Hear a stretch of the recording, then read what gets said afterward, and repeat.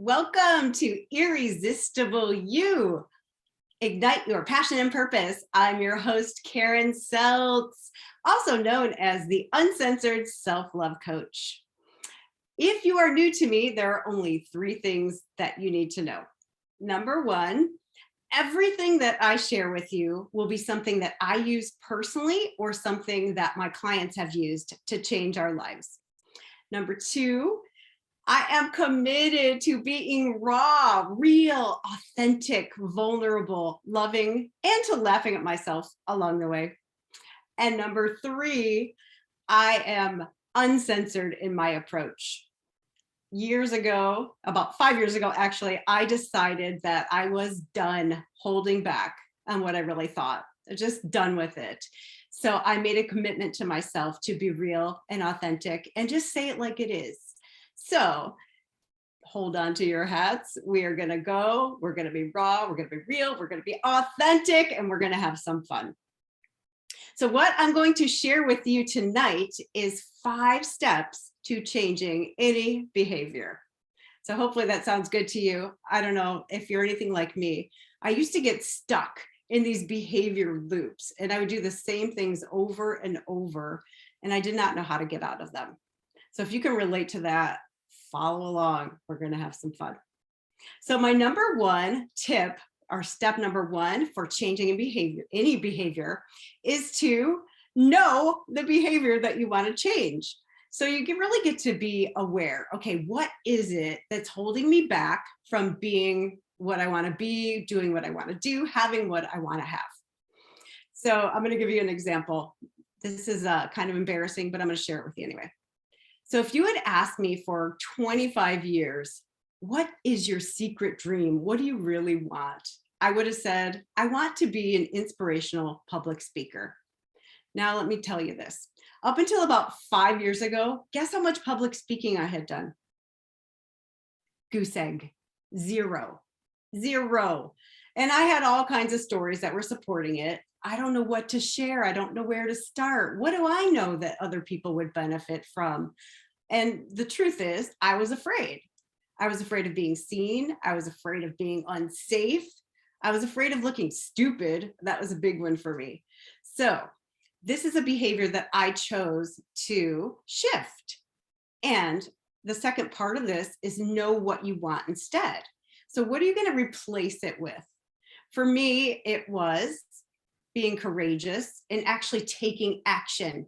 Imperfect, ugly, messy action. It didn't matter what it was, as long as I did something. So in that particular case, I started doing Facebook Lives, and they were clunky and messy and ugly. And I got better at it.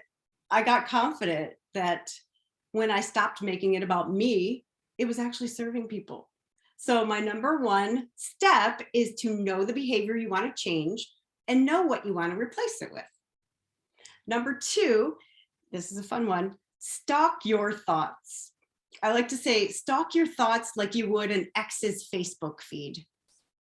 So what does that mean? It means pay attention to the thoughts that lead to certain feelings, behaviors, beliefs, because we don't know what we don't know. I'm going to share something with you really quickly. Maybe you've seen this. This was popularized by Sigmund Freud. And the top part of it is about 5% of our brain, and it represents the conscious mind. That's what we can see of the iceberg above the waterline. Now, most human beings think they're at choice for most things. They think they're in control. Well, this and science would say otherwise. So 95%, maybe even more, of everything we think, believe, do, feel is motivated by the unconscious mind. So what does that mean? What does that mean for you on a daily basis? It means that most of the time you're not at choice. I hate to break it to you. So what we get to do is start paying attention. And number 3, this leads right into, is prime your brain. And what you're going to do is you're going to tell your brain, okay, this is what I want you to watch out for.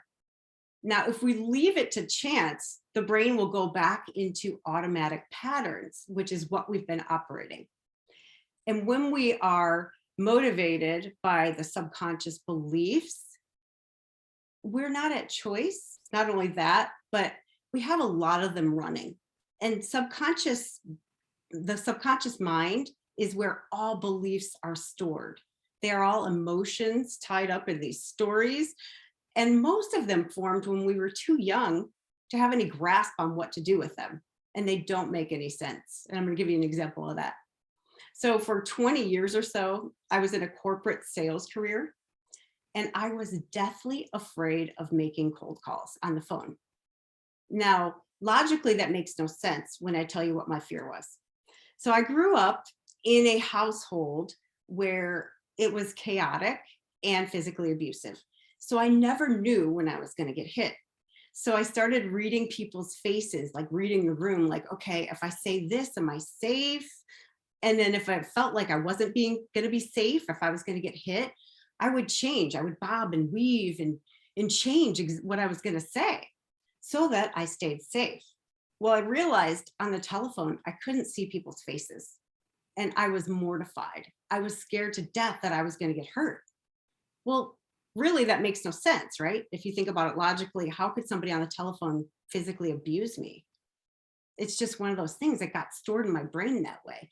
And when I became aware of that, I was able to unhook from that and pick up the phone and say, hey, what's happening? And just be me and have fun. So that's an example of an unconscious belief that was running me. Now, when we have a lot of these patterns that are running, it's kind of like, when you have your cell phone and you have a zillion programs open, what happens to your battery? Like it dies really quickly. It slows down. Remember the old computers, if you had too many programs open, they would crash. Well, that's what we do. We have all these unconscious things running. So what we're going to do is prime our brains. We're going to say, okay, this is what I want you to look for.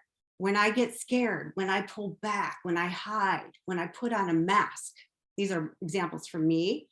I want you to make me aware of it. Bring it to my attention so that I can be at choice and shift it. And then also, I would like you to seek evidence for what I really want to believe, which is that I am courageous, I am confident, I am passionate, all the things that as an aspiring public speaker back then, all the things that I thought would make me successful. So we're looking for evidence for the story that we want to believe about ourselves. And when you start looking for that, it's like when people start gratitude practices, they're priming their brains. Look for things I can be grateful for. So when we prime our brains for what we want, our brains will support us. Our unconscious mind will say, okay, here's my job. This is what I'm looking for. And it will find all kinds of evidence to support us that, yes, we are the badass we choose to be.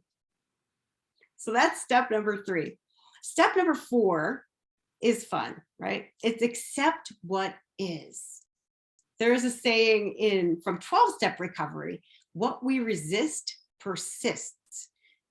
So I spent most of my life up until 7 years ago or 5 years ago, resisting being unworthy. For example, I felt so unworthy of abundance, of love, of passion, of a good career, of nice things, just unworthy of everything. And I didn't accept that. I didn't accept that I felt unworthy. I masked it. I hid it. I tried to be fun and outgoing and outrageous, but it was all fake. And my subconscious mind knew it was fake. So instead of accepting like, yeah, it's okay, I feel unworthy sometimes, I resisted it and it persisted. And the other part of that is basically what I mentioned in the last step is what we focus on expands. Well, I was focusing on not being unworthy. And the subconscious mind and the universe do not hear negative words. So what the subconscious mind and the universe heard was, I am unworthy, instead of I am not unworthy. So when I'm working with clients, I will share with them, say what you do want in the positive, in the present tense, like what is it that you want? So that way the universe will respond because it doesn't hear the negative words. The fifth step is have a beginner's mind. Be open and curious and unattached to the outcome. So what does that look like? A lot of times we have it in our minds, at least I do. This is what I really want. And it has to look like this, or else it's not working, or else something's wrong. So for me, it's slowing down. And it is, I wonder, just being curious and open and unattached to what comes. And a lot of times, if you have studied like masculine and feminine energy, you'll know that that's feminine energy. It's like receiving, being receptive to what comes. And it's also making friends with yourself, being compassionate. There's an exercise that I do a lot with students and clients that are triggered. And I'd love to go through that with you because I think it's really fun and it's illuminating. So a lot of times people will come to me and are like, this person triggered me. I'm like, awesome, that's awesome. I love it. So what we do is I will get a notepad and I write down, okay, what are your judgments, assessments, and opinions of this person in ways of being? So it has nothing to do with the behavior, because you could be triggered by somebody on the news that murdered someone. And surely you're never going to murder anyone. So you'd be like, well, I don't get it. So I'll go through and say, okay, what ways of being does that person show up in? How are they showing up? So then I write them all down. So I had, for example, one woman, a client of mine, and she was triggered by her mother, which I don't know who can relate to that. And one of the things I did was had her go through this exercise. And so I said, what are the ways of being about your mother that trigger you? What are the things that piss you off about her? She's like, okay, she's selfish. I'm like, awesome. What else? She's closed-minded. Great. She is, I don't know, like just we would go through the whole list. And then after that, I'm like, okay, awesome. You ready for the fun part? And people are like, yeah, okay, because they know something's coming, right? So then I go through the entire list. When in your life have you ever been selfish? And they're like, oh, yeah, I've been selfish here and there and the other place. Okay, great. When in your life have you ever been? And then I go through all the things, right? Because here's the truth. There is nothing outside of us. Whatever we see out there is really just a reflection of ourselves. And as a self-love coach, part of my journey has been looking at everything I see out there and saying, where is that me? And also knowing that as a whole being, when I reject any part of myself, I feel the hole inside. I feel it deep. And we all have every single characteristic inside of us. So it's exciting. Like, yeah, we're all selfish. We're all bitches. We're all cheaters. We're all liars. We're all fake. We're all phony. You know, whatever it is that you see out there, it's a part of you. And what I've discovered for me is that when I was young, I made this decision. Like, if I am selfish, that was a big one for me. I'm not lovable. My mom will not love me. She will not accept me. And I will die alone, or whatever it was. Like, I just thought I wouldn't be accepted or loved. And so I rejected that characteristic. Like, I will never be selfish. Now, remember, what we resist persists. So of course I was selfish and I was in denial about it. So I was actually an asshole about it. So it's really interesting because I was resisting being selfish. So of course I showed up that way. And the converse is, in order to fully embody the opposite characteristic, like for me, the opposite of selfish would be generous. In order for me to fully embody my generosity, I have to bring in, embrace, hug, love the selfish part of me. Now, with all the talk about self-care, it's okay to be selfish.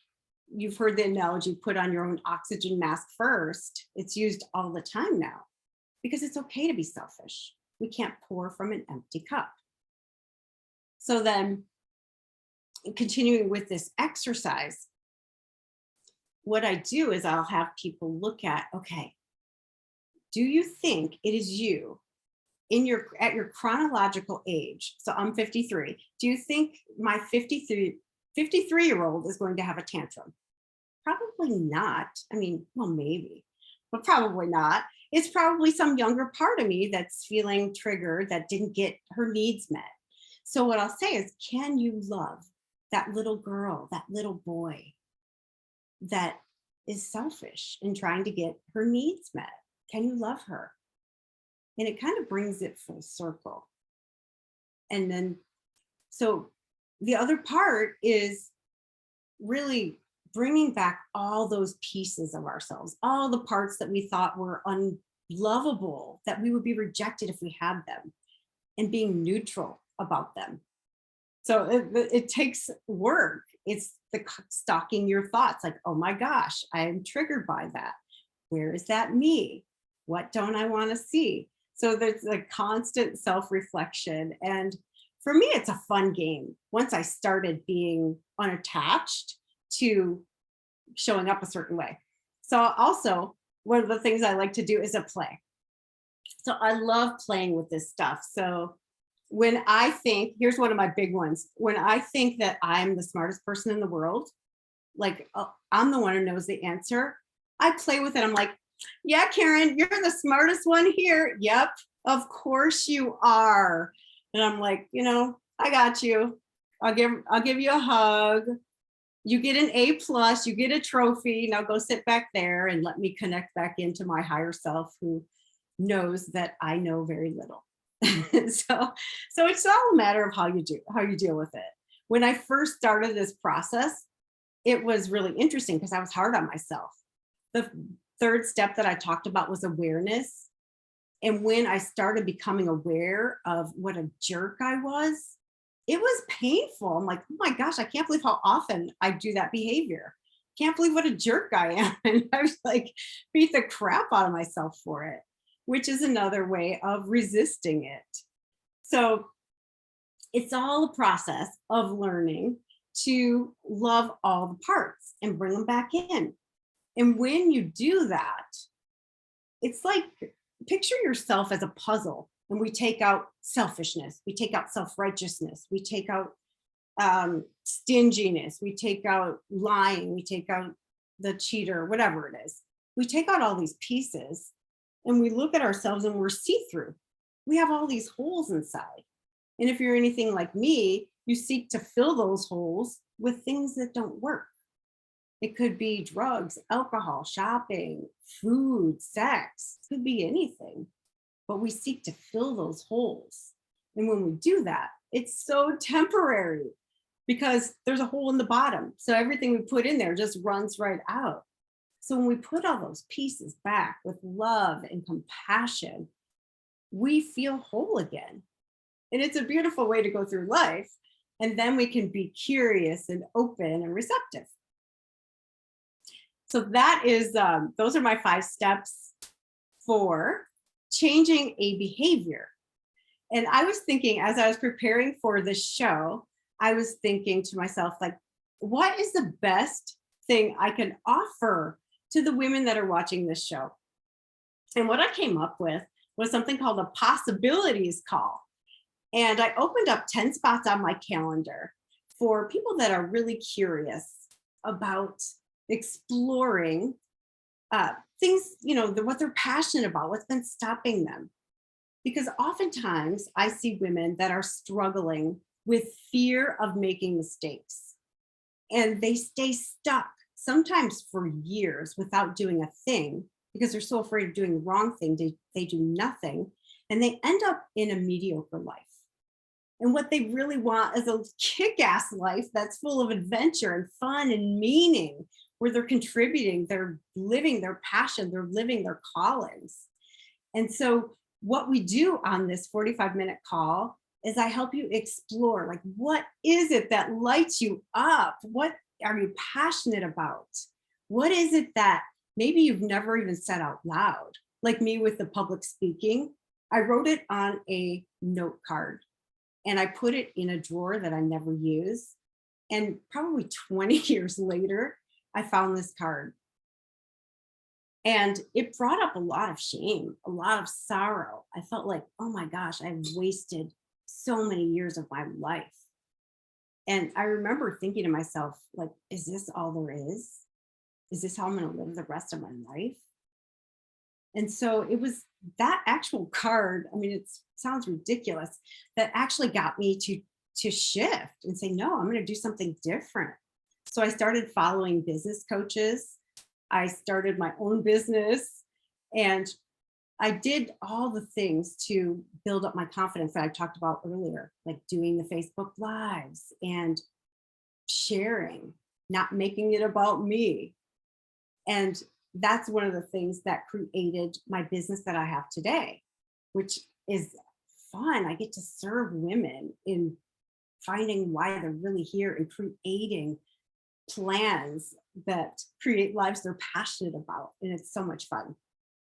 So if that's you that I'm talking to, if you know you've been holding yourself back, if you've been struggling with fear holding you back, then I invite you to book a free call with me and we'll talk this week. Just go to connectwithkaren.us and there's a button on there that says book a free possibilities call. It's connectwithkaren.us and then click the book a free possibilities call and we'll hop on a call. And on this call, we'll go deep. We'll figure out like what it is that you really want, what's been holding you back up until now. And then we'll talk about your next best steps. So if you are ready, like to create a kick-ass life, let's hop on a call. Let's like ignite some passion and some fire. Let's have some fun. And we'll just do it, man. So let me recap.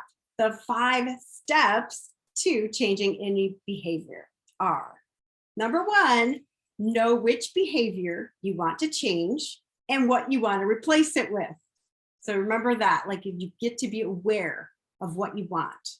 Number 2, stalk your thoughts. Become aware of when you're thinking the things that either serve you or don't serve you, and celebrate both.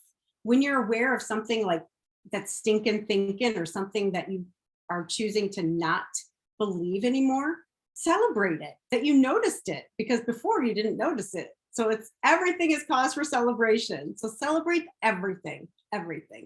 Number 3 is prime your brain. Remember to tell it what to look for. Look for when I'm playing small. Look for when I'm holding back. Look for when I don't use my voice. And on this one too, you can also check in with your body. Your body will tell you when you're out of alignment. Like some people feel it in their heart, some people feel it in their stomachs. There's usually a sign. It's usually like, oh, that one didn't feel good. And tell your brain, this is what I want you to look for. This is the story that I want to create. This is the next chapter of my life. Look for evidence of that. And number 4, accept what is. Remember, what we resist persists. So we're looking for compassion, self-compassion, and knowing that all the pieces that we've taken out and said, oh, this isn't mine, that's yours, that's you out there. When we bring them back, we feel our wholeness again because we're whole. And from that place, you can be, do, and have anything. From that place of wholeness, because then you're grounded, you're in love, you're all the things. And then the last one is have a beginner's mind, be open and curious, and love everything that is as much as possible. And when you don't love it, admit it, like, I don't love this. And it's okay. Thank you so much for watching. I look forward to seeing you next week, right here on Irresistible You, Ignite Your Passion and Purpose.